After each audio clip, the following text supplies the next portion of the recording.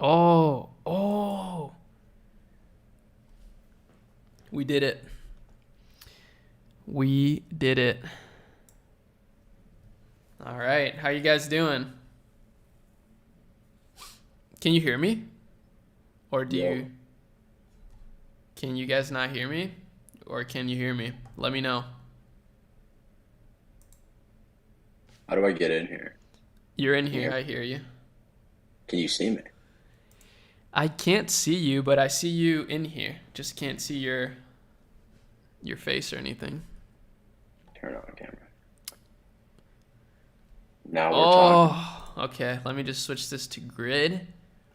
Oh, look at how clean this looks. Looks good. Let's go. Oh, hold up. This is gonna. Sorry, guys. Technical difficulties. First time doing a podcast live to YouTube. Um, Yeah, we'll see how it goes. we'll see how it goes. This looks good so far, though. Let me just make sure that it looks good. Um, but yeah, this is the most off the cuff podcast that we've ever done. So it's kind of That a was an IQ monumental. moment. Yeah, People making it's a fun of me. monumental moment for you guys watching. Oh yeah, Nah, this looks completely. great, dude. This looks great. I love it. All right, well, welcome everybody. Thanks for being a part of the Netsphere podcast live on YouTube today. This is a special moment. I got Jonathan, my beautiful co-host over here. How's it going, man? Yep. Pumped to be here. Hell yeah. And we're just ready to talk about a lot of good stuff. Okay. We got a lot of good topics. Let me pull up the topic list again just so I know what we're talking about. But yeah, how are you doing, Jonathan? Doing good, man. I just got into Austin earlier today. I flew out at 6, and so I've been up since like 4, which I usually Jesus. get up pretty early anyways. But I had a late night last night packing, and my buddy Hayden came and visited me, so I had to take him Wow. to the airport at like 11. And so it's been crazy since I've been here, doing some sales calls, traveling, trying to see Austin, but it's been good. Jeez. You're fully booked, it sounds like. A little bit right now, but it's typically not this busy. So you always wake up at 4 a.m.? Either 4 or 5, depending. I don't really set an alarm. I have an alarm at 6, but I'll usually just naturally get up at 4. No way. Are you serious? Like naturally every day you just at 4 you're Yeah, good? but yeah, I mean, it sounds like, oh, dang, like what? You're waking up at 4, but it's actually not that crazy. I go to bed at 8 p.m. So, Oh, okay. it makes sense that I get up that early. Yeah, I wake up and I feel rested, so I That's get up nice, and work. man. Today I woke up at 7 and Okay. I felt like this day's been really long. I usually wake up at 9, which is kind of late. But Yeah, it's a little 7, later. I feel like I had a whole other day. Like Yeah, I loved it it's actually. nice. Yeah, that's why I love getting up early because by the time that everybody else is up, I've already worked for like 4 or 5 hours before I have any calls or anything like that. So it's nice.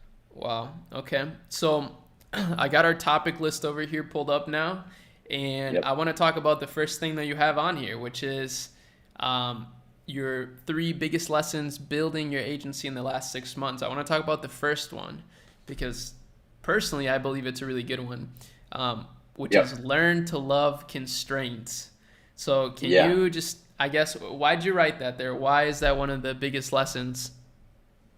So just for context, I've been running Settler Systems is my company. We currently have 13 people. We work with 13 employees. We work with a ton of brands. Our smaller brands do 50,000 a month. Our bigger brands do pretty close to 2 million a month. We only do email and SMS marketing, which on the surface level seems very easy and simple to do. But with us, we're sending anywhere from 30 to 60 emails a day. And so whenever you start to hit scale with things, obviously there's more things that can go wrong. There's more moving parts, and you deal with a lot of different constraints. So, Mm-hmm. what is a constraint? A constraint is basically something that is holding back a system. There's a really, really incredible book called The Goal, and at The its goal. very basic, yeah, at its very basic level, if you have 5 steps and step number 3 is performing lower than the rest of them, and the rest of them are at full capacity, your system is only going to work to that third step. And Mm-hmm. 4 and 5 are also going to be on that same level. And so, what your job is as a business owner is to remove that constraint and bring it up to the rest of the level. So that way, all of them are performing well. That's never really the case because you always have a new constraint after you figure out one. There's a new one that's in a different spot that you maybe just weren't aware Yeah. of. But constraints can be things like time, it could be energy, it could be money. And for a lot of people that are just getting started with business, typically it's money. Hmm. They don't have enough money to invest in Facebook ads or to start their Shopify store or whatever it is. And I think a lot of the times, whenever people look at a constraint, they look at it as something that's negative, that it's unfortunate that they don't have the money, or they kind of go into this mindset of it being something that they're like not super pumped about. Yeah. But more often than not, if you look at it as a positive thing, it forces you to do a few things that you wouldn't do otherwise. So, for example, it forces you to be creative. It also forces you to make a better product because now with your creative problem solving, you're creating a product that's different than anybody else would have created anyways. Hmm. And through that creative problem solving, you end up building a better business in the long run because of these constraints. So whenever you look at a Silicon Valley startup, they have all these millions and millions and millions of dollars that they could just blow, and they're not mindful of their money and how they're spending a lot of the times because they just have an unlimited fund that they could just dip into. So the Right. solutions are sloppy. They're just kind of forcing their way through this growth. And my favorite illustration of creative problem solving, considering constraints, is I call it the banana farm story. It comes from this book called the Obstacle is the Way. And so basically, what it is there was this banana farm. I believe it was a banana farm that was in Panama, and these two different oil companies were trying to get access to it so that way they could ship out oil, right? And one company was big; they had a ton of funding. They were like, a powerhouse, and the other one was this like small little business that was trying to do it. And so, whenever they went down to Panama, they went to go buy the land, and they were competing for this land. What they ended up finding out is two people were saying that they owned it. Now, Panama doesn't have all the records and everything that everybody else has. So whenever they go down there, guy number, Joe says he owns it and Bob says he owns it. And they're just like, I don't know what to do. And so this powerhouse of a company, they come in and they're like, we're going to hire the best lawyers. We're going to hire, whoever it takes because we're going to get this land. And so Hmm. they're sitting there, they put boots on the ground and they're out there, trying to figure out who owns this land. Well, the other guy, he had the constraint of money because he didn't have the same cash that these guys had on hand. And so he went in and he said, okay, well, what's one way that I could do this and just make sure that I get this land because this will be really big for my business. And so what he decided to do is meet with both Bob and Joe separately, and he bought the land off of both of them. And and so What? in that instance, these guys were spending millions and millions of dollars with their lawyers and their attorneys trying to make sure that they were able to get this land. But Bob and Joe were able, or he was able to buy, the smaller guy was able to buy the land from both of them and get it for way cheaper. And he doesn't really care who owned it because now Yeah. he has Now the it's deeds his. from both of them. Yeah, and so like in that instance, it's a constraint that allowed him to actually have a creative problem solving and go through and actually win at the end. So Wow. that was one of the biggest lessons that I learned for myself. Is for the longest time I always put constraints as a negative. It was something that I didn't like and I didn't want to have to deal with. Whether it was money or it was time or it was talent. And by learning to love constraints, I realized that it's actually an advantage if I use it properly. Damn. Yeah, that's crazy. When I think of constraints, I love that you have this broad perspective on it because to me, when I think of constraints, the first thing that comes to mind is like design and Okay. how in design, like when it comes to brand design, typography, everything, like constraints are essential for good design. And like when it Right. comes to people building like their store, for example, a lot of them will use like different fonts. So they'll use a font for their header and a font for their body paragraphs, and it just looks Right. weird. It like doesn't fit, and it's because these people obviously don't know much about design and they don't know like They're not experts in typography. Not a lot of people are. Uh, Yep. so like a great thing to do is just use constraints and just use one font for everything, and it Yeah. looks so much more congruent. Or with colors, same thing. A lot of people will use a different color for their, for everything, where it just looks weird, it looks bad. But the reality is, like, if you just use one color, even though that's a constraint, right? Like, you're limiting yourself to using like one or two colors. You may think that that's bad, but it actually ends up looking way better and like way cleaner, way simpler. That's a good one, bro. I like that. Yeah. Constraints. Yeah. one of my favorite quotes is whenever you see the way broadly, you see it in all things. And so once you realize what a constraint is, you start to see it repeated over and over again. And once you understand that skill set, you could go through and leverage it. So exactly, you can use it for design. One of the ones that I recently started applying because I love my work and I love what I'm doing and I focus on it all the time. I think about it, Hmm. is I started applying a constraint to my time, saying I'm going to try to get the same amount done, but I'm going to finish at 5. And really, what that comes down to is it's called Parkinson's Law, which basically just says that work expands the amount of time allotted to it. And Yeah. so, if you allocate 60 minutes to something, you're probably going to get it 90% of the way done in 60 minutes. But if you allocate 6 months, it's the same thing. You'll probably get it done in 6 months. And so, by adding this constraint, whether it's design, whether it's time, whether it's money, you could go through and get more bang for your buck by going through and forcing yourself to add that limiting factor. Wow. Yeah, that's true, man. I totally agree. So on your sheet, you have next the your prep for Black Friday, Cyber Monday, how you're starting to prep now. That's a good one to talk about as well because, seeing this now I'm starting to think, "Oh shit. I haven't started planning, but I probably should."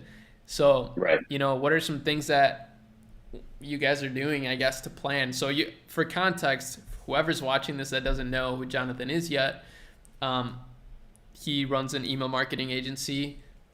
They're killing it. So that's kind of the context here.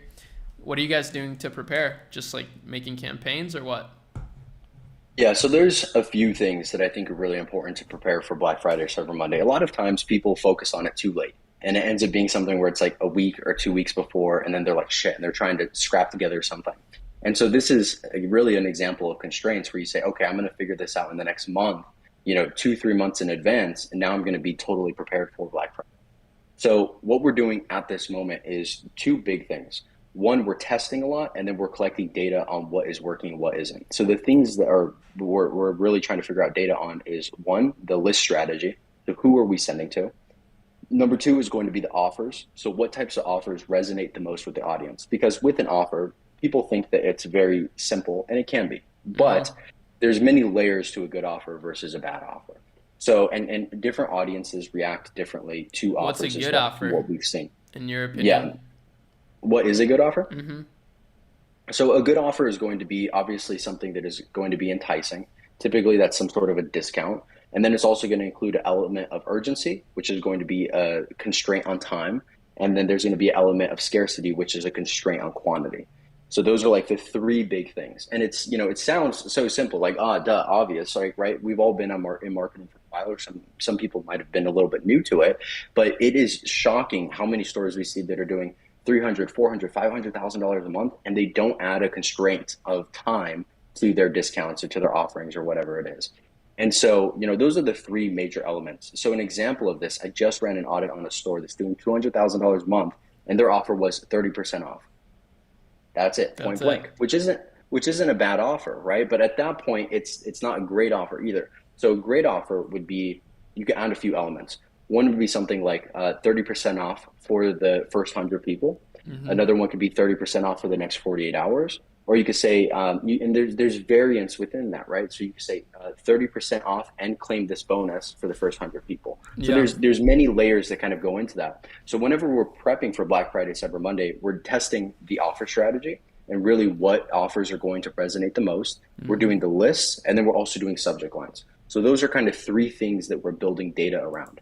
The second step of this, outside of the data, is the list growth strategy. So we're really focusing on building up a really high quality list for all of our clients right now and making sure that that list is staying engaged. So that's a new shift than the rest of the time of the year, because usually what happens throughout the course of the year is you're going through and you're doing a little bit more discount heavy things and you're kind of extracting equity. So Mm-hmm. you're doing bigger offers here and there to try to get as much revenue as possible. Where in this instance, what we're trying to do is we're trying to build up equity in advance and kind of leaning off of the offers right now to then go through and have a bigger Black Friday, Cyber Monday.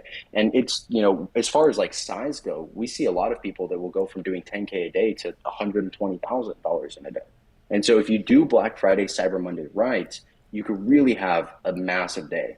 As far Yeah. as the actual strategy, I'll touch on in just a 1,000 foot view. Sure. What we do is we start Black Friday a week beforehand. And so really where this all this preparation comes down to is like this week before, because a lot of people wait until Black Friday and it's like it's already too late. So what you need to do is heading into that week, what we do is we start sending campaigns that is literally just to a page that is opt-in that allows people to sign up for early access to the Black Friday discounts and the offers. Mm-hmm. Why does that matter? The reason they want early access is because there's a constraint. Either there's going to be a constraint on time, which is always the case, but with Black Friday, Cyber Monday, I like doing time and then also a volume constraint. So let's just say Two it's Black constraints. Friday, two constraints, right? Damn. So with Black Friday, obviously it's going to run for all of Black Friday. But if you say, hey, it's going to be for the full day of Friday, and we're only doing 200 units. So if you got that 200 units, then sweet. If you don't get it, then too bad. Get it next year, Yeah. right? And what this does, and you want to have a constraint that you believe that you could hit, because you want some people to feel like they missed out, especially for Black So Friday. you want it 'Cause to then be you can do it. real, basically, is what you're saying. Yes, 100%. Because if they miss out on Black Friday, now they're coming back for Cyber Monday because Yeah. they missed out, right? So you want it to be real, so that way some people are like, shoot, like I wish I got Ari's brand. I wish I got Mm-hmm. that. So yeah, the week before we're sending them to an opt-in page, building up early access, and then we'll give people early access 6 hours before Black Friday.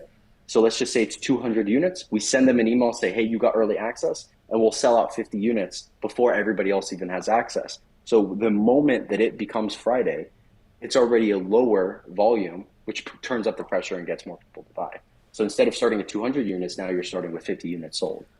Ooh, damn. So constraints are added again when it comes At it to again, man. Black Friday, Cyber Monday offers. Wow. Yeah. Powerful Yeah, stuff, Black man. Friday's crazy. Black Friday, Cyber Monday, it's a crazy time of year for us because we triple our volume in sends. So we go from sending, creating 30 to 60 emails a day to going and producing 120 emails a day. Like, so we have to really Holy ramp shit. up in order to keep up with the demand. Yeah, that's crazy. Wow. Yeah. Okay. So switching topics here, you got something interesting here. You mentioned gamifying communication. What does that mean? Well, that's actually something that we were talking about right beforehand Uh-huh. with Discord, right? So I think honestly, you'd probably be like a really the best person to dive into this. But I think the thing that I would say is interesting is when we look at different softwares like Discord or programs or loyalty programs, Yeah. really all it is it's gamifying the customer experience and getting them to feel like they are progressing with their buyer journey. So with Discord, for example, in order for you to level up in a Discord, you have to send a certain amount of messaging back and forth, really engage with the brand. After you engage at a certain level, then you become level two or level three or level four, and then Mm-hmm. that obviously equates to you being somebody who's like an OG in the Discord. And I Right. think we see other examples of this of being put into loyalty programs for brands as well. So it's something that we mentioned right before the call that I thought was really interesting. I wanted to know, can Yeah, you yeah. think of any other examples where you see that? Huh. Well, yeah, I could think of a few. For example, when people do giveaways and stuff, like, that's kind of a way to gamify engagement or communication, I guess. Like, the person that has the most comments in a post wins X. But yeah, like you mentioned too, Discord, like for the Netsphere Discord, for example, which I just linked for all you guys that want to join, it's free. Um, there's levels that you can attain by literally just communicating and engaging. So I'm actually the highest level in the whole server, by the way, which means that I'm the one that engages the most, which, yeah, you could look at that as like, okay, that's kind of sad. But at the same time, it just means I believe in the community. Okay. Um, so yeah, that's another great way. But that's interesting, man. I think gamifying everything is gonna be the future. Like gamifying Yeah, saving money, gamifying investing, gamifying learning. I mean, it just feels like the future. Am I right? I totally agree. I mean, I've done that with my investing, where I go through and I set a goal, the Google Sheet that I track on every single day, and I'm just consistently seeing that little chart just kind of inch its way up, and it's Yeah. fun, right? It's like literally just creating a game for yourself. You also see that with employee compensation, Yeah. So as I've gotten deeper into building out compensation structures for the team and for different roles and for different people, you kind of have to gamify it in a way that people are able to understand how they can move through the ranks and really see a career within your company. It's called teleology. It is like the Teleology? actual term, teleology. Yeah, it's Like the actual tilling? term.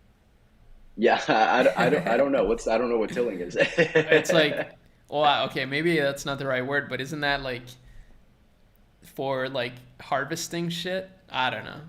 Yeah, Proceed. maybe. I have no idea. But it's just like the process of going through and like getting people to like see the next step and building out compensation structures. And so, yeah, for me, I mean, I've tried to replicate a very similar process or thought process with my team members as well, where they could go through and say, like, for example, with our copywriters, what I did for them is I made it so that after they worked a certain duration and then they hit certain requirements as far as revenue driven and then also learning materials that I had them go through. Once they hit those check boxes, they then upgraded from a junior copywriter to a senior copywriter. And the Mm-hmm. roles and the responsibilities are slightly different, and so is the pay. And so there's different instances of this where as you're building out the gamification, you could really go through and leverage it if you understand it thoroughly. That's crazy, bro. You apply every concept to like everything within your business. Like this is guys watching, this is why I love Jonathan. You're just like, bro, I'm always amazed like listening to you talk about business shit. I'm like, fuck, bro, I wish I had this like bone in my body or like this fucking You do. neuron in my brain that's like systemized. Like I don't know. I don't think the same. I can apply these things, but I don't know, man. You're just built different, I guess. But that's No, why this is I don't great. think that's it. I just enjoy it, you know, and I think that you obviously have that too. It's just fun, you know. Like Yeah, whenever you it's a like learn these muscle, things, it's probably. like, yeah, yeah, it's a muscle. That's exactly right. Yeah, because same with creativity. Like you were mentioning earlier about creativity, I agree. Like it's a muscle, and that's why personally I love posting so much content. When I don't post a lot of content, I just feel like I don't know. Like I just don't feel the best. I guess I feel, it's almost like I Right. don't feel like I'm in shape or something. Um, Yeah. that's kind of how I look at it. I just love it. So interesting. Okay, let's move on then. Again, um, what do you have here? YouTube Music downloaders? What does that mean? That was one of the things that we were talking about Oh, beforehand as okay. well, where it's just Yep. there's all these instances of these like weird obscure websites that just drive so many views. Yeah, guys, this is And powerful to like listen to right here. Like for you guys that are listening, like this is some crazy shit that we you're the one discovered. that brought it up, so you should talk about it. Okay, fair enough. So I've been noticing a pretty interesting thing that I never really thought about, but being in business for so long, it's not even that long. I feel like we've been in business for like 5, 6 years, but Yeah. that's kind of a long time. Now I feel like I spot every little thing. That's kind of the nature of Yeah. my channel as well. So one of the things that I spotted, for example, is like I'm downloading a lot of my YouTube videos sometimes to like archive them or whatever, many different reasons why I would do that. And every time I do that, I use like a YouTube video downloader, right? So I'm like, okay, well, then I thought about, you know what? Who made this shit? Who made this video downloader? And then I look at SimilarWeb and I see that they're getting like 500,000 monthly visitors. And it's like a shitty website, barely fucking works.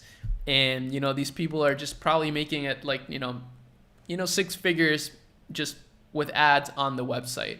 But Yeah. I'm like, man, there's so much opportunity here because there's so many little ideas that you could come up with of different tools, different potential software. I mean, you see it already. Instagram story downloaders, TikTok video downloaders, stuff like that. When you start maybe thinking of ideas within these realms of like tools, I don't know. I just feel like there's a ton of opportunity there. And I never really thought about it until this year when I don't know why. I think I just evolved in business in some way. So I was like, wait, I'm using all these tools. Like, who made this fucking thing? Like, it sucks, Yeah. but I still use it. Like, it could be made way better. Yeah. Dude, it's 100% the truth. And every single one of those websites that you see, or a lot of them at least, are so simple, right? Like it's not like they were some complex, software that they built out that's just like flawless. It's super simple. It seems like they slapped it together in like a day. Right. But it works. And for me, it reminds me of have you ever heard of Occam's razor?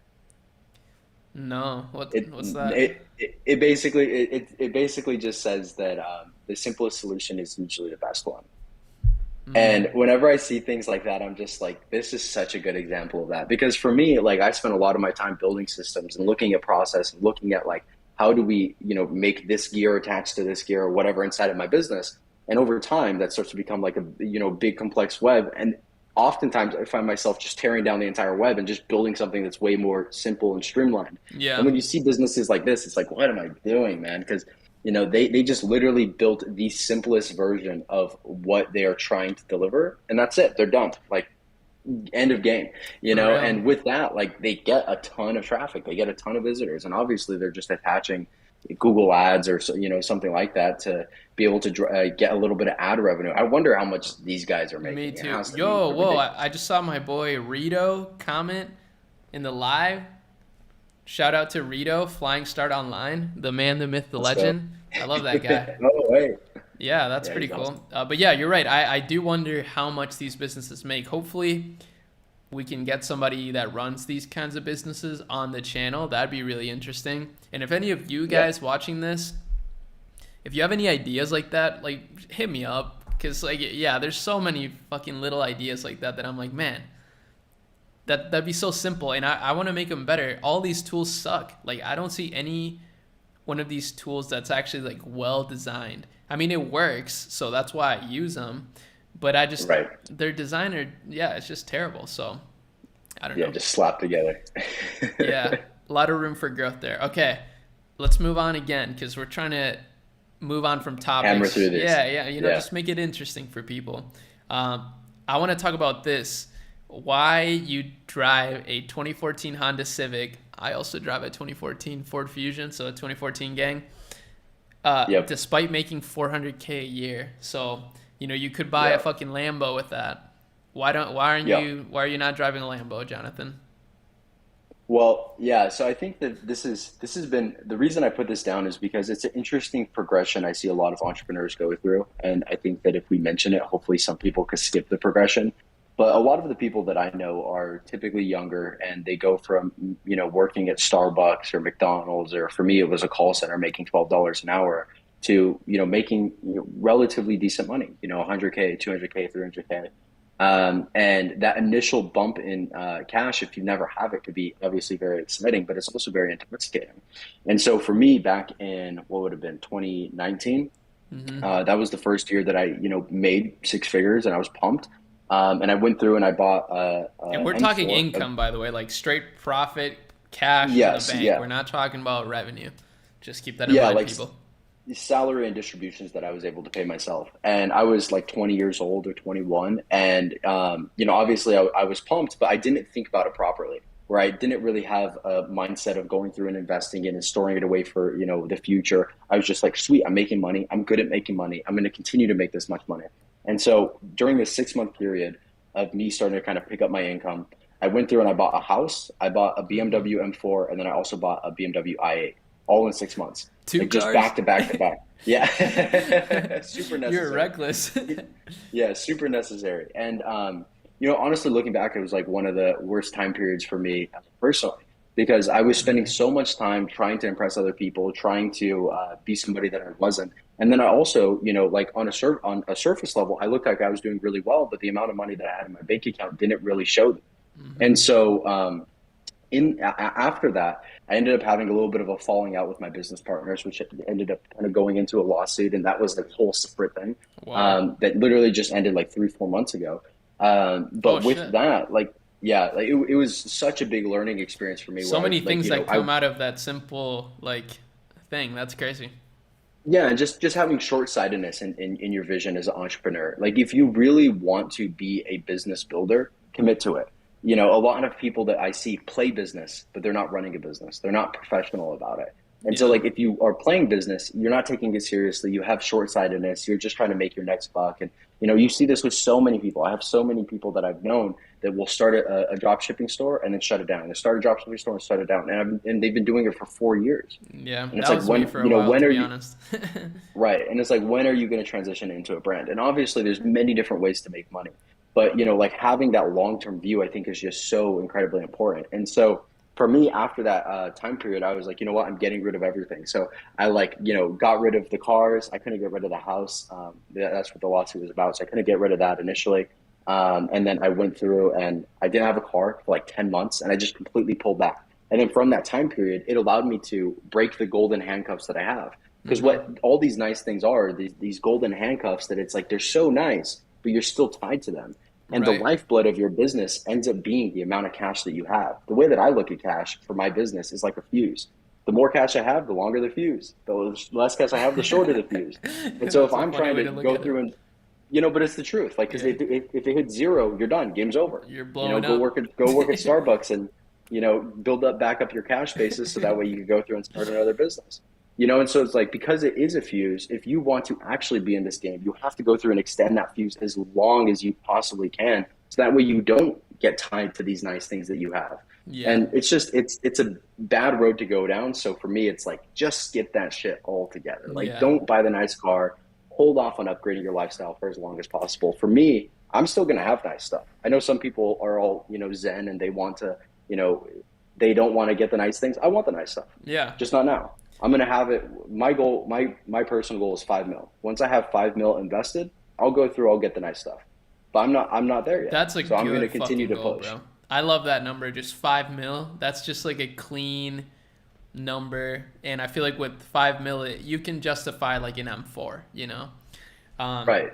so that makes a lot of sense. I agree. I still And you skipped that altogether, dude. I feel like you sort you of. went through and started making good money, and you went straight to like not spending it. Yeah, Why? well, I wouldn't say that, but I didn't spend it on like a car. That's for sure. I mean, I Yeah. did spend it on a car. Actually, my Ford Fusion I bought Yeah. from straight drop shipping profits, and my house. I bought a house, Pokemon cards, Bitcoin.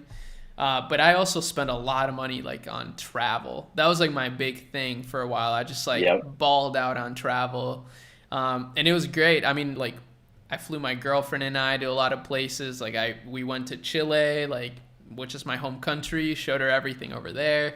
Um, but yeah, man, I don't know. I feel like I've always spent like a decent amount just like on experiences. Um, Yep. and I want to keep doing that. Like, I don't think I'm going to stop anytime soon. I mean, that's why I got this apartment. It's like I'm not like strapped for cash, but I'm also, yeah, I'm just not very interested in those things personally. Like, I think cars are really cool, Yep. but kind of like what Luca was saying, I've never felt rich enough for that. Yeah. I feel like spending that much money on a car right now would like that's a decent percentage of my fucking net worth. Like it doesn't really make sense. And Yep. I mean, maybe if you're someone that's always loved that stuff, okay, sure, you can justify it. You only live once. Maybe you'll die tomorrow. I get it. But I just know that I'm not going to get that sort of like satisfaction from a car. So you Right. just got to know And you have yourself. to Yeah, you have to be self-aware enough to know who you're buying it for. Like if you're buying it for That's a big yourself, thing. then it's like sure, but if you're buying it for other people, that's where it starts to kind of get like, Yeah. maybe you shouldn't do You this. know what a hack Yeah. to this I learned? So I just talked to, do you know Wiz of Ecom on Twitter? He's like a big, Yeah, yeah, super yeah. cool guy. I talked to him yesterday on the phone. We were just like chopping it up, just catching up. And this guy is like really fucking smart. And he told me so much about the watch game. So I want to Yeah, say yeah. like if anybody like if you do want to ball out, I think the smartest way to ball out is on watches. Like because watches actually like retain Just their because they value. retain their value. We balled out on Pokemon cards. Maybe that's I don't know, whatever. Think whatever you want about that. But I kind of do wish I would have bought a couple watches. I do think watches are cool. I've always thought watches are kind of cool. They look, clean. So I think that'll be my next trophy is like some sort of like Rolex or something. I feel like I would really enjoy that and it would retain its value. So sounds like a pretty good investment to me. Yeah, yeah, I agree. I think that watches aren't, an awful investment, and if you are going to go through and kind of just dish out the cash on whatever you want, then Yeah. watches isn't the worst one. You won't lose as much money. Yeah. Um, yeah, Cool. Okay, so that's that. Let's close the page on that topic. Next thing. So let's see. Um, When okay. Once a mind is made up, it rarely ever changes. Why'd you write that? Yeah, so this is something that the thing that I feel like I'm starting to realize with business, and I feel like everybody kind of goes through seasons with business. Mm-hmm. Like what we just talked about was a season of business for me, where like I was just trying to make as much cash as possible to go through and blow it on dumb stuff. Yeah. Um, you know, but the season that I feel like I'm in is is understanding that there's a lot more nuance behind every single aspect of business than people realize.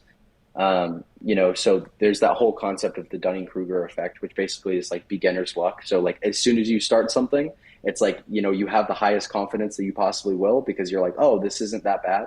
And then as you get deeper into the thing, your confidence just slowly dips out because you realize that there's so much nuance behind it. And I Mm-hmm. feel like I'm kind of at that point where like I'm realizing that there's a lot of nuance and I'm not actually building that mastery quite yet, but I'm at that place of understanding. And Yeah. so the reason that I put down this whole thing of once a mind is made up, it rarely, if ever, changes, is because this is so important for customer success or customer satisfaction. So with this is really just if somebody buys from your e-commerce store, you need to do everything in your power to give them a great experience as quickly as humanly possible, as quickly as humanly possible. And so this is where you could go through and do things like with the customer email, after somebody buys, you could go through and send them a thank you message that's somewhat personalized. You could go through and give them a bunch of testimonials from customers that are really happy with their product to try to remove any level of buyer's remorse because you want people to feel really good about that purchase. And if the doubt starts to creep into their mind that they made a mistake, it's going to rarely, if ever, change.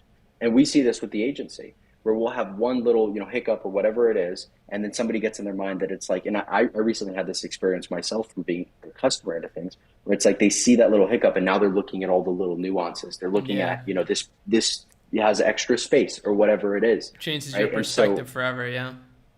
yeah, it's like people really lock in that perspective, and that's why first impressions in business matter so much. Because if you're really trying to focus on building a brand and getting repeat customers, you need to have as many of those wins as humanly possible as early on as possible. Because there's a duration between the time that somebody buys and the time that they get their product.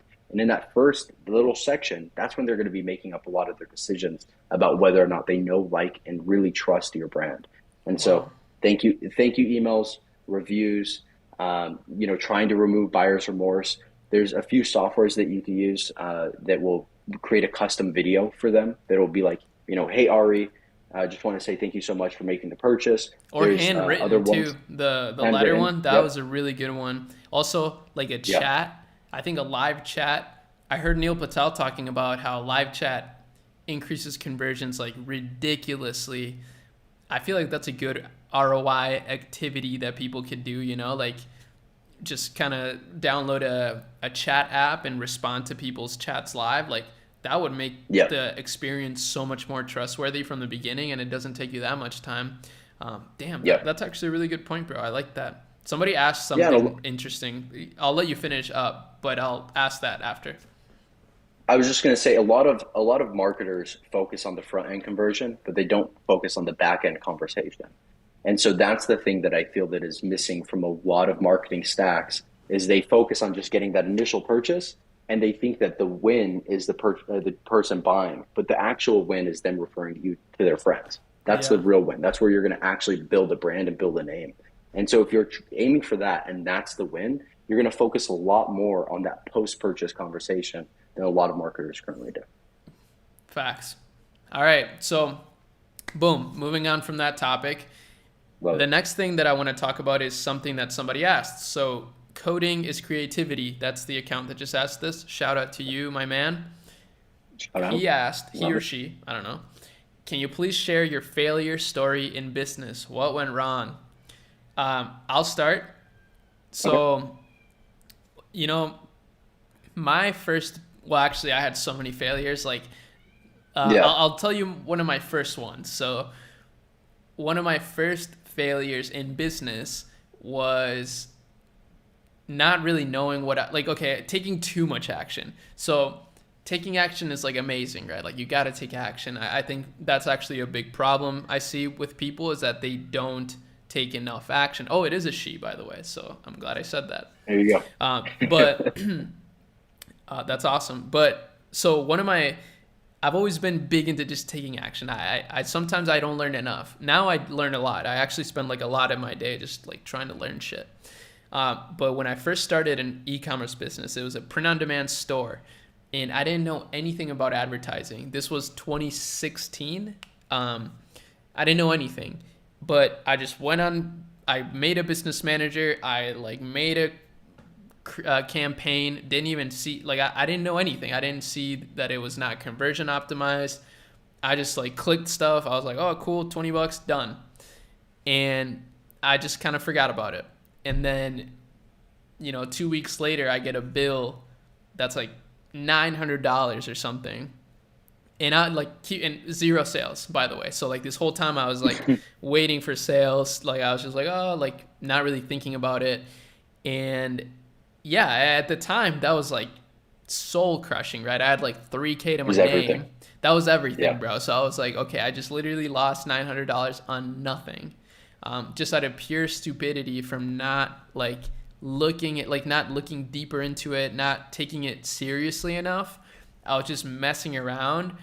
So that was a first failure, and then later down the line, when I did find a lot of success, it was kind of like the biggest failure was one of the things that we've been talking about is not really caring enough about the back end and like the experience that I'm providing. So like that's kind of the biggest flaw with dropshipping is that it kind of seasons you to not think about the customer too much because it's just like yeah, fun. It's like a game, which is great. Like I'm all for dropshipping. I fucking love the model. I think it's great.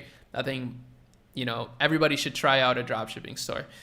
But yeah, that's one of the biggest flaws is it leaves a lot of room for error on the customer experience part, and it's like impossible to really know that beforehand unless you learned it from somebody. But the best way to learn is from experience. So yeah. that happened to me. Yeah, like I had a 6-figure a month store, didn't really care too much about the customer. I was like, oh my god, I'm printing money, and before I knew it, it all fell apart because of that exact reason. I was just worried about printing money and not about the customer. Where now I've learned as like I've grown, I've gotten older. Now I realize by focusing on the customer, you actually print more money. So Yeah. that's actually the way. So yeah, that was kind of one of my two biggest failures, I would say. Yeah, and I agree with like the learning aspect. I think for entrepreneurs, I you kind of see two ends of the spectrum where it's like a lot of people will just take action and then never go through and like learn from their mistakes or don't read books or don't really try to, really improve their skill set and sharpen their axe. And then you see the complete other end of the spectrum where people are just spending all of their time on YouTube or going through courses and just kind of looking for that knowledge and they're scared to start. And I've been on both ends of that spectrum. And I think the thought process that I have around it is that learning like through a book, for example, a lot of the times that's somebody else's life work, where they went through and they did copywriting for 15, 20, 30 years. And now they're trying to condense down as much of that information into one book as, in the shortest form possible. And so for me, learning a lot of the times is experience, but with leverage. So, if I'm going to go through and do something myself, I could go through and make one mistake, and that one mistake is going to output 1 unit of experience. Where if I go through and learn, make a bunch of mistakes, and then read a book, now I'm going to get like 30 or 40 units of experience because that's somebody else's, failures and flaws that they made over an extended time period that allows you to learn quicker. And so I agree that, I think that with learning, you could kind of be on both ends of the spectrum, but my formula right now is at least to do first and then go and learn and then go and do again. So it's Yeah. like, for me, the perfect split is like 60, 70% doing, and the other 30% is going to be That's actually still a learning. lot of learning though, like if you think about it. It is. So yeah, I mean life in general, like I'm not trying to sit here and pretend like I know life's secrets, but I really do think balance is just one of the biggest keys. And I'm sure a lot of people are like, if you want to achieve like a crazy life, like you have to be extreme. You have to, like I just don't believe that personally. Like Yeah. I don't think that's actually true. I think that's like copium. I think that's cope for the people that do work 24 hours a day and don't have any balance in their lives. I think they kind of tell themselves that to explain like, why they achieved certain things, which I'm not saying hard work is not good. I think I've always been a hard worker personally. You gotta work Yep. hard for what you want, but I think ultimately you're wrong if you think that that's the only reason why you succeeded. I think there's like a lot of other things in balance, maybe helps bring some of those other things to light. Yeah, I don't I know. I totally agree. I totally agree. For me to kind of just answer the biggest failure question, Yeah, I'm curious. um, I think the biggest thing that I would say I've learned in the last year is that people matter more than systems. So I've always been a very systems oriented person where I want to go through and just create a system and a process and a specific way to do something. And for the longest time, I was trying to outweigh the people and just build really good systems and hope that that would bring their talent up to the level of what the system was. And the biggest mistake that I made around people was my business partnership. So back in 2019, 2018, um, somebody that I knew came by my office because I had a physical office at that point, and they were wanting to start their e-commerce business. I had known them for a while, and so we decided, you know what, let's put something together real quick. I walked them through some steps, and we launched the ads the same day. Long story short, we ended up taking that store from zero to $100,000 a month in 30 days. Like we hit like 102,000 in Damn. 30 days flat. And it was like never expected it. Never in a thousand years I would have expected that it did well. And I was running the ads during that time period, and it was great. So we decided to scale up that store, and then we started another one, and that person ended up becoming my business partner. The reason that this is a story of choosing people wisely is because that business partnership did not go well. And the reason that it didn't go well was more so based on values. What do they value versus what I value? And so looking back, if anybody's thinking about doing a partnership, a lot of the times people will look at partnerships very lightheartedly because there's no money, right? So if you're just starting a business and you're splitting, 50-50 on a pie that's $0 in total revenue, it doesn't matter. It's like, whatever, it's not a big deal. But then if that ends up becoming something like my case, where we actually did scale it and we did like 1.4, 1.5 million a year, it ends up being something that it's like, man, now this person owns half the business that I spent all this time, effort, and energy building up for what? Yeah. And so, in the long story short, there, the business partnership ended up, going south, and I ended up having a house with the person, which then led to a lawsuit, which ended up Holy costing me shit. about $50,000 over the course of 2 years. And it like going through a lawsuit is something that sucks, dude. It is not fun. And so definitely would not recommend. Yeah. Would not recommend. And so, if I was to give myself advice going back through that time period, I think there's a few things that I would look for. Number one is, of course, going to be values. For me, values is the lifeblood of my business, and it's how I choose personally whether I'm going to hire somebody, whether I'm going to reward somebody, and whether I'm going to fire somebody. If they don't align with my values, they're out. And I Wow. personally am very strong on my values. The reason I feel that way is because somebody who doesn't align with the values is really a cancer to my organization. So I need to get them out immediately. True. And so that's the first thing. The second thing is then evaluating what they're bringing to the table. A lot of the times people will just say, okay, cool, I'm friends with this person. Let me go and start a business with them. It's going to be great, whatever. But the thing that I now think about is, okay, if I am starting a business with somebody, there's a few metrics that I look at. They either have to bring time that I don't have to the table, they have to bring capital that I don't have to the table, or they have to bring a skill that I don't have to the table. If they don't bring one of those three things, why the hell am I partnering with them? A lot of the times people I think do partnerships because they're trying to go through something very difficult with somebody else as opposed to just doing it alone and they're scared. And so Yeah. I think if you're trying to be an entrepreneur, you have to be okay with doing it alone. Now, obviously, there are partnerships that go very well, but you have to look at it through that lens of what are they bringing to the table and do I actually have the same value as this person? Yeah. Be So smart that about was partnerships. That's definitely huge key.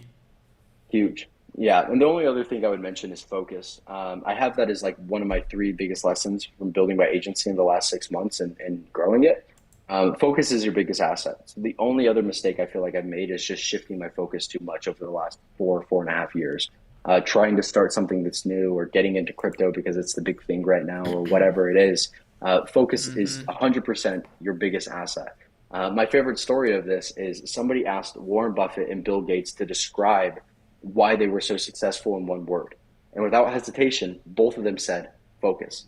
And whenever you actually think about it, it's like if you just consistently put effort on the one thing that you were focusing on initially, you'd probably be 5, 10 times farther than you are currently. But because Yeah. you keep restarting that momentum, you're where you are currently. So So those are the true, two things bro. for me. And my Huge. hack on that is that my default answer is no. So I always start with no and then work to convince myself rather than starting with yes and work to convince myself no. I love that. Yeah, no, that's a good framework to just think no right away. Um, Man, I've always struggled with focus, to be honest. Like, I feel like ever since I was like a kid, I've struggled with focus. But then Yeah. in business Did too, you I'm see like, somebody just donated $200? yeah, I did. That's Fable Beard, best fucking company ever. Like, straight up, one Let's of the best go. companies I know. So shout out to That's them. awesome. I really appreciate that.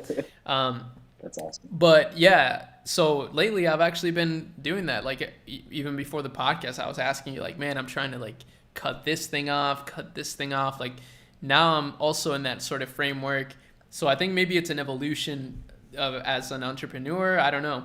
Maybe some people go through it sooner, but to me, yeah, like now I'm starting to cut things off. But personally, I'm glad that I went through this evolution because I feel like I'm a better person because of it. And like every time I've Yeah. lacked focus, it's not, I mean, okay, sometimes it's been because of like a shiny object syndrome, but most of the time it's just passion driven. It's like just curiosity, as Yeah. opposed to just like greed. And I think when that's the case, I think you actually do learn a lot about yourself, about your I agree. interests. But it's definitely not good for business and like monetary gain for sure. So now I'm starting. Yeah, I've learned now to start cutting things off. That's like the default. It's like, okay, how do I make things leaner? How do I make Yeah. it better? Instead of how do I like add more to it? It's like how do I just make it better? So Yeah. huge, man. I'm not gonna lie, bro. I've learned so much from you in the last year, like, and it's just so funny because like our relationship started like completely reversed. Like you were trying to learn things from me, and now I'm learning things from you. It's just like it's I so learn things cool. from you all the time too. So it's awesome. I love doing this podcast. That's why this is so much fun is because it's not work. And so if you could find something that is just it's Exactly. not work and it's just fun, like you're a little kid playing Xbox, then For it's real. easy, man. For real. Somebody just That's the asked, key. I truly need to believe, this is Scotty. They said, I truly need to believe or understand what focus means. I misunderstood it forever. What does focus mean to you?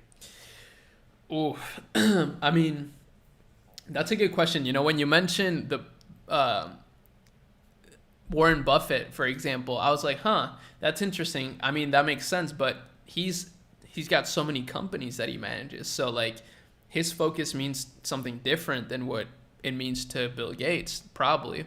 So that's a really good question. Um, for me personally, let me think. Focus. So for me, it's probably just like what are you sticking to consistently? Like what are the things that are gonna drive growth or make the thing better, um, and that's kind of what focus. I mean, I don't know because I do a lot of shit. Like I do a lot of things in my life. I have a girlfriend. I like, have a cat. I like to skate. I like to play video games. I like to do a lot of random things. But for me, my focus is like, okay, every day I'm gonna do this one thing though. So, for example, one of the things that I do every day, sometimes like I miss it, but generally speaking, like 95% of the time I'm going to do this thing. It's, make a list of the things that I need to do the next day. Yep. It sounds so simple, but I get so much out of it. And I think it's the only reason why I've been able to build anything in my life is like when I pick that habit up of just like, knowing what I need to do the next day. Because otherwise, I'll just spend my day doing a lot of random shit and then I'll feel like I did a lot, but then I actually didn't do like much at all. But when I focus on some things that I need to do, even if it takes me 30 minutes to finish my list, like I just know that that did a lot for my growth, or for whatever reason. I just know that that's what I needed to do, and I did it. So boom, just doing that every single day. Um, Yeah. I think that's made a big difference in my life. Yeah. Yeah. It's funny because listening to you say it. It's so similar to mine as far as how I think about focus as well. Um, I think that I agree that you need to have like, these different aspects of your life. And, obviously you can't have like one core focus if you have all these like tangential things, right? Because you have like girlfriend, you have family, blah, blah, blah. And so I think whenever people think of focus, it's like, I can only do this one thing. And that's the only thing that I'm going to spend my time, effort, energy on. And that's not really the case. I think that for me personally, at least, what I've done is I've tried to find goals that I could then go through and focus on for different areas of my life. So, big ones are going to be health, wealth, and happiness. So like one goal for my health, one goal for my wealth, one goal for my happiness. And so with each of those things, so for my health, for example, I want to be 160 pounds with 6 pound, six pack abs. Like that's the goal, right? So it's very simple. And there's a lot of paths to getting there, but as long as I'm making consistent progression towards that goal, I'm happy. And that's the one focus is hitting that goal. For business specifically, the way that I try to stay as focused as possible and don't reach out to these other businesses that don't necessarily align is I do a one thing that I started doing after the Frankie podcast is a winning customer. So that's one, because I think the winning customer is just such a key indication of like, okay, do I really understand who I'm marketing to and Mm-hmm. what product am I building for them? And then for me right now, it's one solution. So I want to have like one solution to the problem that this customer is facing. And so as long as I am moving my way towards that, I'm good to go. I feel my core philosophy as a person comes from this book called The Slight Edge, which basically just says that the same way that your money compounds, effort compounds. So the longer that you're consistently doing something, you're going to get bigger and bigger results from it. And I've seen so many instances of this. Mm-hmm. Our buddy Noah, he went through and he lost like 80 pounds over the course of 6 months. That People were was like, crazy. what'd you do? Like, it's crazy because he looks like a different person. For the longest Yeah. time, I like would look at him and I'm like, you're literally not the same Noah that was in front of me 6, 7 months Yeah, ago, it's which is nuts. what you want. You want to evolve. But when you look at what he was doing, what his daily action was, it wasn't really that crazy. All he did is he went and worked out an hour a day, every single day. And then he went through and ate a little bit cleaner. It wasn't that crazy. For the first 4 months, you didn't really see very much progression. But then months 5, 6, he was just dropping weight, like, left and right. Yeah, And you it's could like a see it. different You could person. see it in Yeah. his face. And it's the same thing here whenever you're trying to apply pressure on your goals. It's just going through and taking consistent action towards whatever that goal is. Yeah. So Even if 160 it's pounds, simple. yeah, exactly. Like the simpler the better, to be honest. Yeah. Whenever I was first starting to work out, it was like I'm just going to go to the gym for 30 minutes because I knew that for myself I could commit to 30 minutes. I was going to do 45, but 45 is too long for me. Yeah. Sometimes I have calls, I have meetings, whatever it is, but I could do 30 every single day. And so that was the goal that I knew that I would hit regardless. So that's the one that I set. And then, just knock it off the list. Same thing with like my day to days. I literally just have 3 goals that I hit every single day. And I Mm-hmm. just look at what are the most important things where if I did these 3 things, these other problems that are in the back of my head would become completely irrelevant. People worry about, all like, oh, how do I, fix my customer service and fix this and fix that and fix all these millions of things. But it's Yeah. like, you don't have a customer service issue. You have a product issue. So if you just focus on building a better product, you won't have the customer service issues. So you don't even need to solve that problem. Yeah. So a lot of the times people look at like byproducts, the effects of the core problem. And so if you just focus on that one core thing, all the other ones become Yeah. irrelevant anyways. Damn. Yeah, that's good, bro. Wow. I mean, focus is the key in everything. So, figuring out Yeah. the things that you need to focus on and making it simple for yourself. I agree. The simpler the better. That's what's helped me a lot for sure. It's just like making it simple for myself so that I can do it every Yeah. day. And that's the thing too. I mean, I haven't been in this game for that long, all things considered, so I don't really know necessarily from experience, but I could sit here and say I could do everything I'm doing right now probably forever, bro. Like, whereas like I feel like the people that are working, I don't know, that are not living this like balanced or like focused life, like they're probably burning out a lot. You know what I'm saying? Like they're burning out. They're not having clear thoughts. They're stressed. They're probably unhappy because of all those things. Don't get me wrong. I have my fair share of stress. I go through all emotions like a normal fucking person. But I feel like just, when I, like, let's say I get all my work done in an hour or two, or, 2 hour work day. And then I spend the rest of my day just like, chilling, doing fun things. I personally think that it helps me in the long run to do that sometimes, because then I don't burn out. Like, then I'm not I agree. like unsatisfied with my life and just like, you know, I don't know, man. So I feel like in the long term that actually works better, because like you stick it out for longer. Like I'll be able to do this, like I said, till I'm like fucking 60 years old. I'll probably still be here making YouTube videos because I love it. Yeah. It's fun. Um, so yeah, I don't know. That's just an interesting thing I thought about, I guess. It's so important to not guilt yourself. Which is really what you're talking about. You know, you get your things done and then you go do other shit. You know, Right. but like for so long, for me personally, I'd guilt myself where I'm just like, oh man, like I'm not working 14-hour days like Elon Musk. I'm not, Yeah. whatever. And it's like, it doesn't matter. Like, put your list down, get it done. You have to have like the pig-headed discipline to make sure that you do get those things done. And if it takes you 12 Exactly. hours, then it takes you 12 hours. But if it takes you six, then wrap it up and get it done. That's the thing, You bro. know? That's the thing. Because yesterday I had one of those days where like my list wasn't long, but it took me all fucking day to do that shit. Like it Yeah. took me till like 8 at night from like morning to finish, but I did it. Some days, yeah. Some days it takes me 2 hours. But yeah, like Yep. committing to finishing that list. That's what I'm saying, bro. That's why I feel like the list is so important. At least in my life, it has been so important. Same. Same. And then and with the caveat for me at least with the skill of saying this is the core issue. Like I'm not Yeah. focusing on all these other, side effects that are occurring from this core issue. I'm focusing on just this one because all the other ones become a fix it. Wow. That's really good.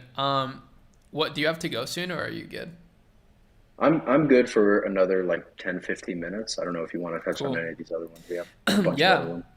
I want to touch on the thing that you have here about podcasts being a hack for networking, because I feel like maybe if we get this out into the world, it'll provide even more guests for us. Yeah. Um, but yeah, man, like podcasts are a huge hack for networking, and not just networking, but just conversating with people, which like I don't know, I feel like prior to having a podcast, I had I mean, you and I would hop on calls every once in a while, like maybe once every like few like 6 months, and have these Yeah, and this is like the conversations. same type of conversation that we'd have. Like this isn't Exactly. really any It's the different. same thing, but we wouldn't have them as often. So, Yeah. but having these conversations is such a hack for Yeah. business, life, just everything. Like I feel like people just don't talk enough, like to each Yeah. other, right?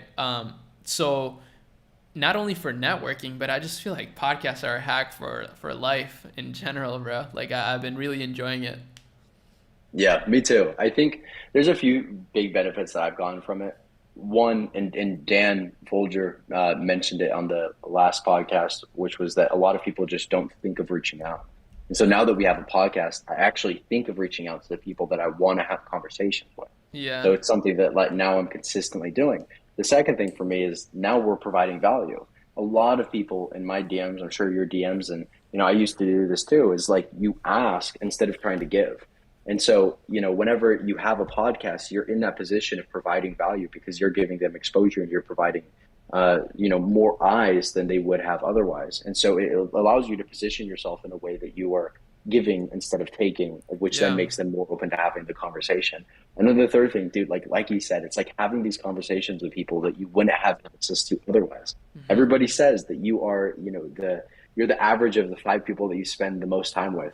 And this is allowing us to have people inside of our group that we wouldn't have otherwise to have these conversations and get these thoughts and get the mindset and the different tips and tricks that they're implementing into their business that now we get to take and use for ourselves. And so, yeah, it's so much fun and is the biggest hack that I've found this year for networking and connecting Yeah. with new people. And by the way, guys, to everybody watching this, because everyone live right now is on YouTube, but we're posting these everywhere, right? Like we're posting them on Apple Podcast, Spotify.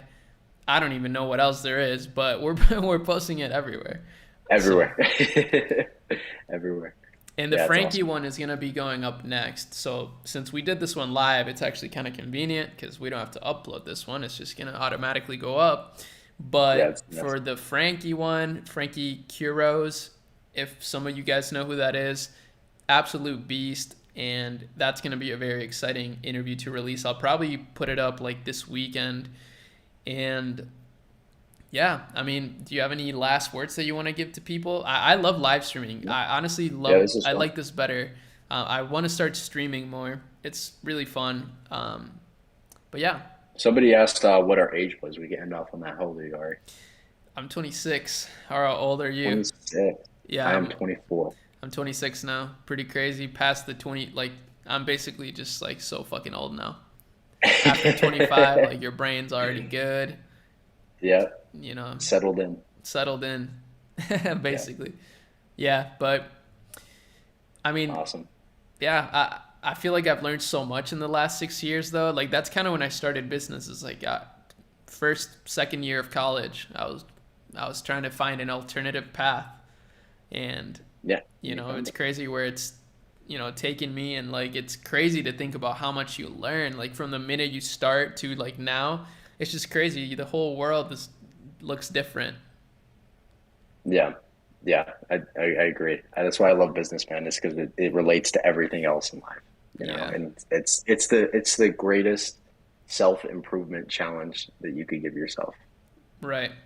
Okay, one more question. I see. I don't know if you have time, but let's do it. Yeah, yeah. Any So tips to handle jealous people? As a beginner, there's always fear of failure, and if we come across any jealous people, it affects self confidence. So, any tips to handle jealous people? I mean,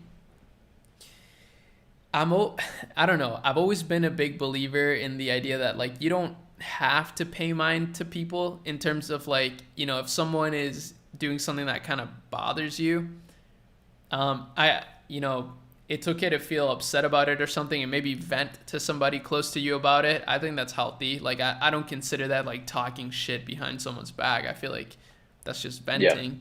Um, so that's probably my best advice is like talk to someone about it, about how it made you feel, but then try to like leave it in the past and just like ignore it at all costs. Like, you don't want people to disturb your energy. Like I do think that when that stuff happens, it's almost like if you think of them as like a parasite, they're kind of like yeah, infecting your body. Like they're winning when they allow you to kind of just like affect your life basically, in a meaningful way. So I think it's fine to talk about it, how say how it made you feel to somebody that you're close with, maybe, but then just let it go, like immediately after that. Like, okay, done, talked about it, feel good about it. Let it go. yeah, yeah. It's like a parasite or a cancer. I 100% agree. For me, when I think about it, I think that talking through it and things like that is important. But I would say the biggest step that I made towards it is just cutting out people that were jealous. Hmm. Like I have so many good people around me, and I think the important thing that it comes down to is they're also putting themselves on the line.